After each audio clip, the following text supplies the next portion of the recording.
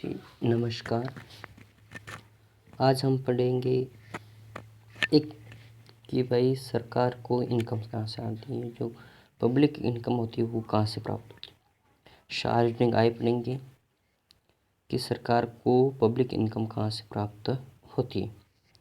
तो सरकार को सबसे पहले तो फ्रॉम दो प्रकार, एक तो गवर्नमेंट फ्रॉम गवर्नमेंट्स, दूसरा होता है प्राइवेट। दो सेक्टर हैं, एक तो गवर्नमेंट सेक्टर, दूसरा प्राइवेट। प्राइवेट सेक्टर तो बिजनेस। लेकिन सरकार को इनकम कहाँ से मिलती है, किस पे मिलती है, सबसे पहला तो revenue, public revenue. Public revenue यानी सार्वजनिक राजस्व। सरकार को सर्वाधिक वित्त मिलता है वो रेवेन्यू डिपार्टमेंट से मिलता है।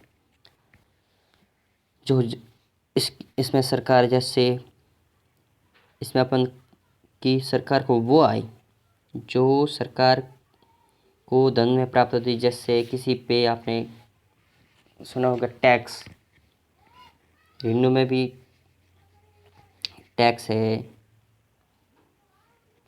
जुर्माना है,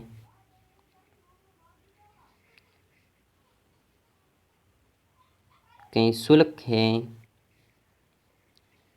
टैक्स भी दो प्रकार के बताइए हमें, एक तो प्रत्यक्ष कर, एक अप्रत्यक्ष कर। जुर्माना, जैसे किसी पे केस कर दिया कि या उसकी सजा हुई, उसे माना कि 5,000 का जुर्माना, तो वो ऐसे जुर्माने वो भी सरकार। शुल्क, आप बड़ी बड़ी, जैसे आप हर डिप्लोमा कोर्स है जो या डिग्री कोर्स है जो हर शैक्षणिक सरकारी शैक्षणिक में हम जो शुल्क जमा करते हैं वो भी गवर्नमेंट को रेवेन्यू में जाती है। तो आज हम कि वे आए एक तो सरकार को सीधे, एक तो फ्रॉम है कि भाई इनकम दो डिवाइड्स में, एक तो डायरेक्ट पहुंचती है उसके पास, एक इनडायरेक्ट रूप से। डायरेक्ट तो जैसे जुर्माना एक डायरेक्ट सरकार के पास, जैसे इनडायरेक्ट के रूप में बात करें तो GST, good and service tax. अब अपन समझेंगे भाई कि कौन से चीज़ या कौन से, जैसे सबसे पहले कर देखते हैं, टैक्स के बारे में पढ़ते हैं। कर कि यह सार्वजनिक राजस्व का मुख्य स्रोत होता है। सार्वजनिक राजस्व का मुख्य मेन स्रोत होता है। दो प्रकार का मैंने बताई, एक तो ये दो प्रकार का होता है, एक तो डायरेक्ट यानी प्रत्यक्ष कर, एक अप्रत्यक्ष कर।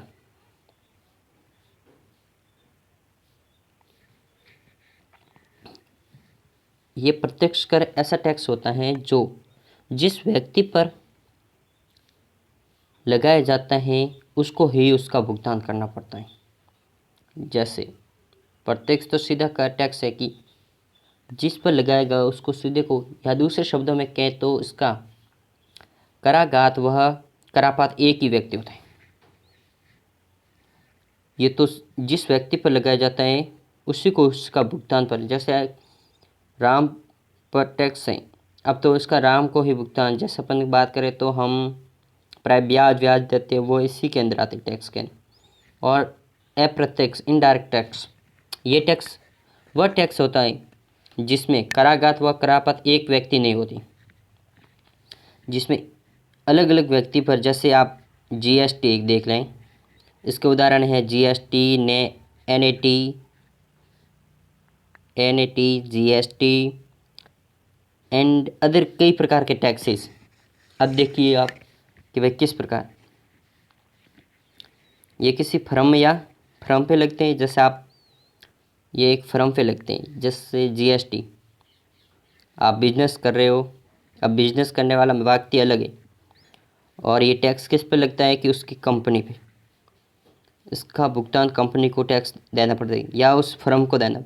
लेकिन इसमें जो इस व्यक्ति पर लगाए, ये चला रहा है ये, लेकिन इस फर्म पे लगा, इसके बिजनेस पे लगा। जैसे आप स्कूल है या फिर अपन जिस फील्ड में प्राइवेट सेक्टर में या काम करते हैं या सरकार, जैसे आप ऑनलाइन शिक्षा कर रहे हैं तो ऑनलाइन शिक्षा पे तो इसका जीएसटी ऑटोमेटिक सरकार काट लेती है। तो वो किस पे काटती है, उस फर्म में।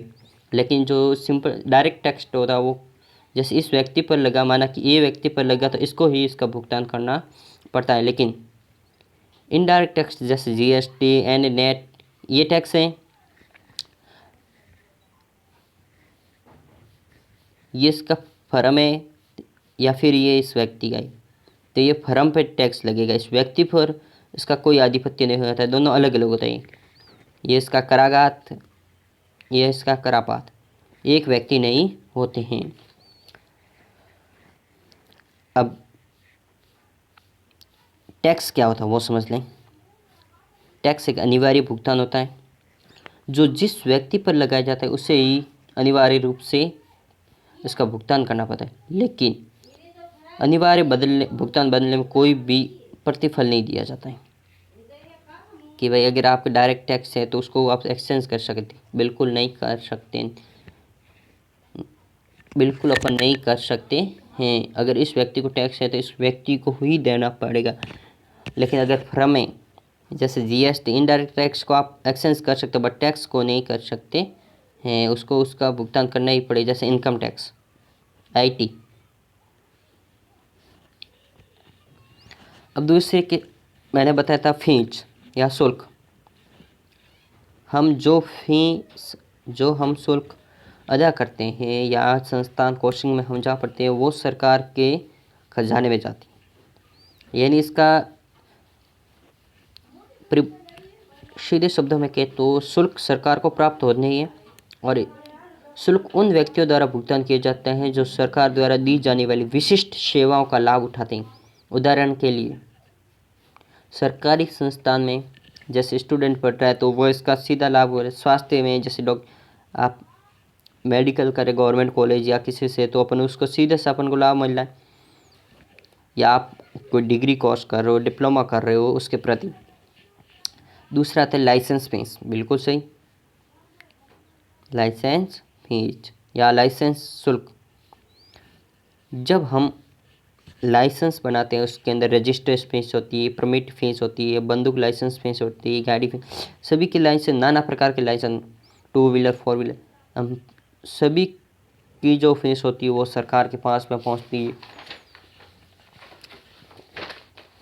और दूसरी वह राशि जैसे हम टैक्स या दंड, जुर्माना, ये भी सरकार के पास में पहुंचता है। जब्त राशि भी सरकार के पास में पहुंचती है। कोई उपहार या अनुदान वो भी सरकार के पास, और नाना प्रकार के टैक्सेस सारी सरकार के पास पहुंचती है। लेकिन जो निजी फर्मों से जो टैक्स दिया जाता है, जो उनके जैसे सब आईटी, ये भी सरकार के पास। लेकिन इसमें राज्य और केंद्र सरकार के दोनों के अलग अलग पदभार होते हैं। इसमें से कुछ हिस्सा राज्य सरकार को जाता है, कुछ हिस्सा केंद्र शासित सरकार को भी जाता है। Thank you.